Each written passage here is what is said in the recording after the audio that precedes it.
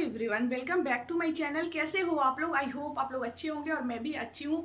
और आज का जो मेरा वीडियो है वो बिहार में जो फिलहाल विधानसभा चुनाव होने वाला है तो उससे संबंधित है।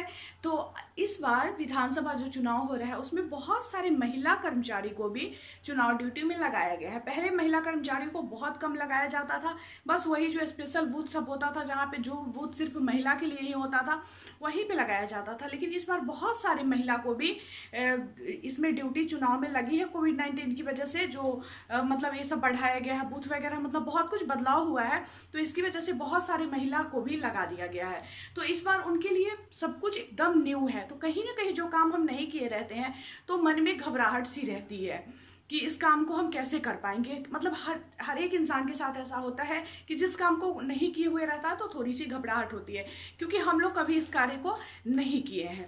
लेकिन इसके लिए हम लोगों को कई बार ट्रेनिंग दिया गया है, ब्लॉक स्तर पर, जिला स्तर पर, और भी ट्रेनिंग जब हमारी ड्यूटी लग जाएगी, जब कन्फर्म हो जाएगा कि किस जगह पे लगी है, तो फिर हमारी एक और ट्रेनिंग टीम के साथ होगी, जो हमारे बूथ के सारे लोग होंगे, मतलब पूरी टीम के साथ एक ट्रेनिंग होगी।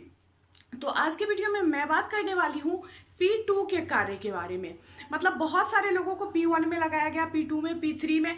तो आज मैं P2 के बारे में बात करूंगी। और अगर आप लोगों का कमेंट आता है मेरे पास और भी वीडियोस बनाने के लिए P1, P2, P3 से रिलेटेड, तो मैं और वीडियो बना दूंगी। तो आज हम लोग जानेंगे कि P2 का कार्य क्या होता है।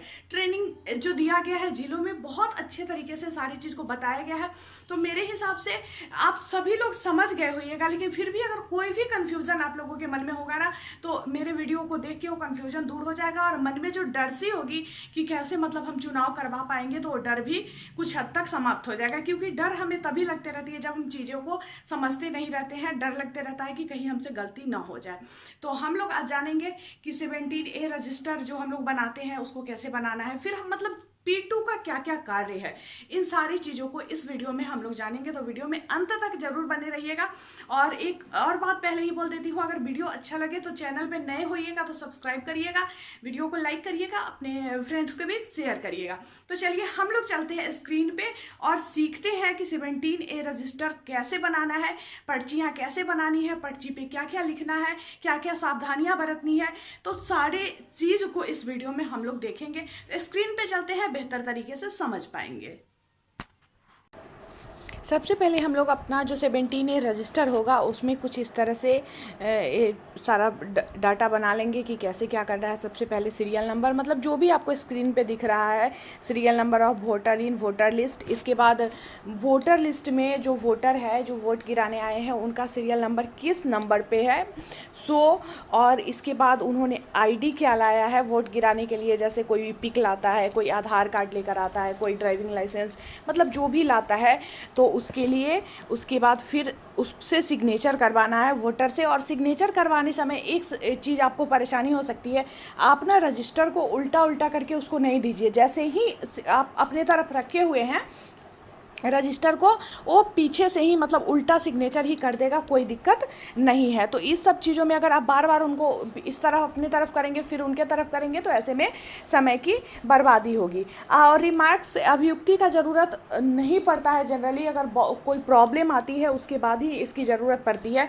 तो ये कॉलम खाली ही रहेगा, जिसके साथ प्रॉब्लम आएगी मतलब आगे मैं बताऊँगी आप लोगों से कि मतलब बहुत लोग ऐसे होते हैं कि वोटिंग करने आते हैं और सब कुछ करवा लेते हैं, उसके बाद बोलते हैं कि मैं वोट करूंगा ही नहीं। तो इस सब तरह का जो प्रॉब्लम आता है, तो फिर यहाँ पे क्या किया जाता है उससे रिलेटेड रिमार्क्स यहाँ पे डाला जाता है। तो 17A रजिस्टर को इसी तरह से बनाना है। क्रम संख्या, मतदाता सूची की क्रम संख्या, ID, इसके बाद हस्ताक्षर और फिर रिमार्क्स। ठीक है, तो ऐसे ही बनाएंगे। और इसके बाद एक और चीज़ बनाना रहता है, एक पर्ची। इस तरह का सीरियल नंबर का बहुत सारा पर्ची आपको बनाना रहेगा। जितने वोटर रहेंगे सबको एक एक देना होता है।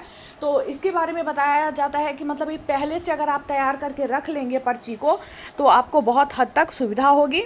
तो इसमें भी मतलब वही सब चीज़ें हैं जो हम लोग बनाए हैं 17A रजिस्टर। तो उसमें उसी तरह इसमें है, सीरियल नंबर लिखना है और फिर जो आपका वोटर लिस्ट में वोटर का सीरियल नंबर रहेगा उसको लिखना है, और सिग्नेचर आपका यहाँ पे होगा, जो P2 है उनका सिग्नेचर होगा। तो सिग्नेचर भी अगर आप पहले ही करके यहाँ पे रख लेते हैं और यहाँ पे क्रम संख्या लिख के 2 चीज़ लिख के अगर रख लेते हैं, तो बस आपको ये जो सीरियल नंबर, वोटर का सीरियल नंबर रहेगा, इसी को लिखना होगा। तो मतलब आपके समय की वहाँ पे बहुत ज़्यादा बचत होगी, क्योंकि वोटिंग में समय का बहुत ज़्यादा महत्व होता है। सबसे ज़्यादा महत्व समय का ही होता है कि आप टाइम पे उस कार्य को कर पा रहे हो कि नहीं, मतलब आप अच्छा कार्य कर रहे हो या नहीं, ये साबित करता है वहाँ पे। और हम लोगों के लिए तो मतलब पहला एक्सपीरियंस होगा, तो ज़रूरी है अच्छा करके दिखाना, ताकि मतलब कोई ये ना समझे कि जो महिलाएं हैं वो किसी से कम है, क्योंकि इतने दिनों से मतलब महिला इन चीज़ों से वंचित थी, लेकिन इस बार मौका मिला है।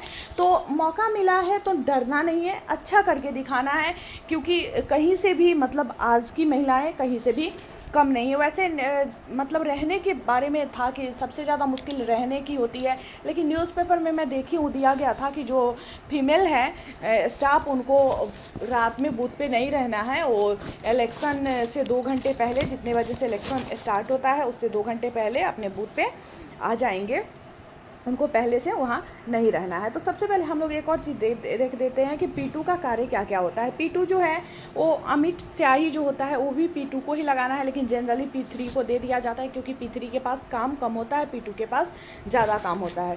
तो अमिट स्याही का प्रभारी, रजिस्टर 17A का प्रभारी, इसके बाद बाएं हाथ की तर्जनी पर अमिट स्याही लगाकर फिर रजिस्टर 17A में उनके संबंध में जानकारी भरना।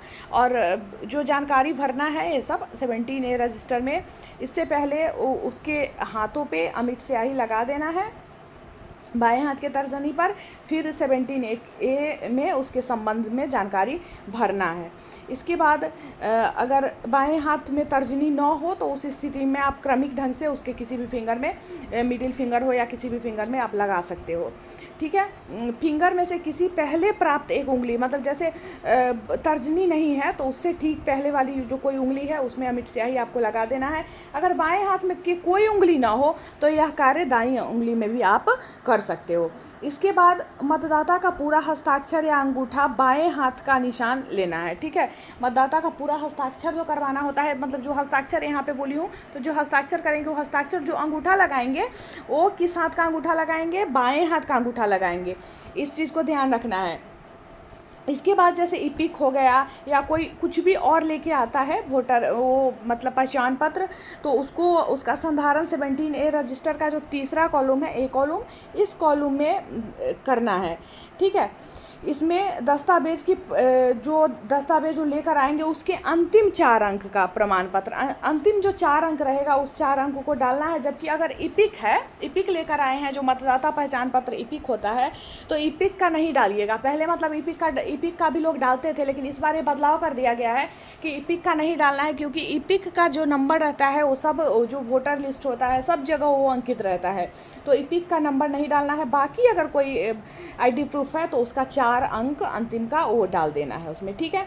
इसके बाद फिर आपको पर्ची काट के देना है, जो पर्ची बनाने का मैं बताई हूँ, तो पर्ची काटे और बाएं हाथ की मध्यमा पर अमिट स्याही लगा दे। तो ये कार्य P2 का है। इसी तरह से मतलब P1 का सारे का कार्य बटा हुआ है और सारे मिल के करेंगे। वैसे टीम वर्क है तो समझिए कि सारा कार्य सबका है, सब कोई को मिलजुल के करना है। लेकिन जो P2 का कार्य है उस कार्य को मैं इस वीडियो में बताई हूँ। तो फिर अगर आप लोग कमेंट करेंगे तो मैं दूसरा वीडियो भी बनाऊंगी P1 से रिलेटेड या किसी और चीज़ से रिलेटेड, लेकिन उसके लिए आप लोगों का ज़्यादा से ज़्यादा कमेंट मेरे पास आना चाहिए। और तो मैं मिलती हूँ फिर आप लोगों से नेक्स्ट वीडियो में। आपको मेरा ये वीडियो कैसा लगा मुझे कमेंट करके ज़रूर बताएं। अच्छा लगा होगा तो चैनल को सब्सक्राइब करें, वीडियो को शेयर करें, लाइक करें, और इसी तरह का वीडियोस पाने के लिए मेरे साथ बने रहें। तो मैं मिलती हूँ फिर आप लोगों से नेक्स्ट वीडियो में एक नए टॉपिक के साथ। अगर कोई टॉपिक मन में चल रहा हो तो नीचे कमेंट में ज़रूर बताएं, मैं कोशिश करूँगी उस पर वीडियो बनाने का।